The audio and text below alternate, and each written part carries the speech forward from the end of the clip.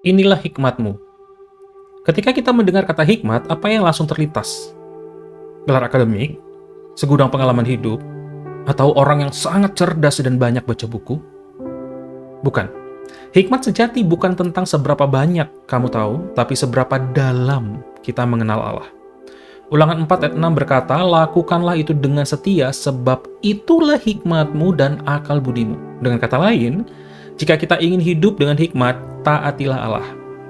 Kelihatannya sederhana, tapi kenyataannya, cara ini bertolak belakang dengan pola pikir dunia. Lihatlah penalaran manusia. Kalau hanya mengandalkan diri sendiri, tidak akan membawa kita pada hikmat yang sejati. Bahkan kadang justru akan menjauhkan kita dari Allah. Alkitab sendiri mengatakan bahwa apa yang kelihatan bodoh bagi dunia justru adalah hikmat dari Allah. Kenapa? Karena hikmat Allah berasal dari tempat yang berbeda, tempat yang jauh lebih tinggi. Ini bukan soal logika atau teori, tapi soal percaya dan taat.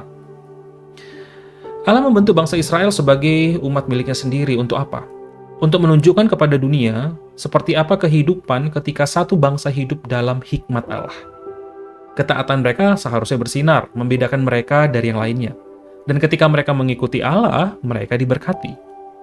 Orang-orang di sekitar mereka bisa melihatnya dengan jelas. Dan kabar baiknya, kesempatan yang sama juga pada saudara dan saya.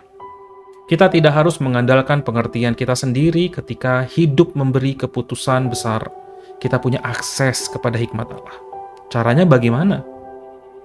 Karena jika kita milik Kristus, Roh Kudus tinggal di dalam diri kita.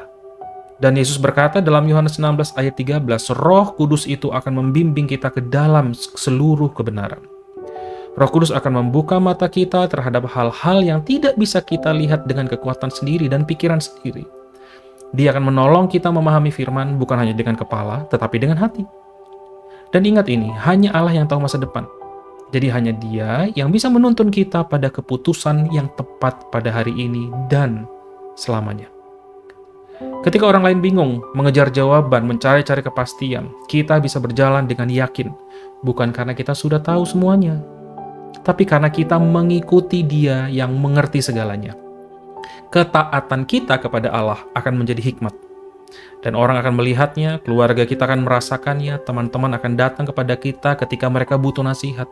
Dan hidup kita, pilihan-pilihan kita, akan dengan tenang menunjukkan, inilah jadinya, kalau hidup dipimpin oleh Allah. Tuhan Yesus memberkati.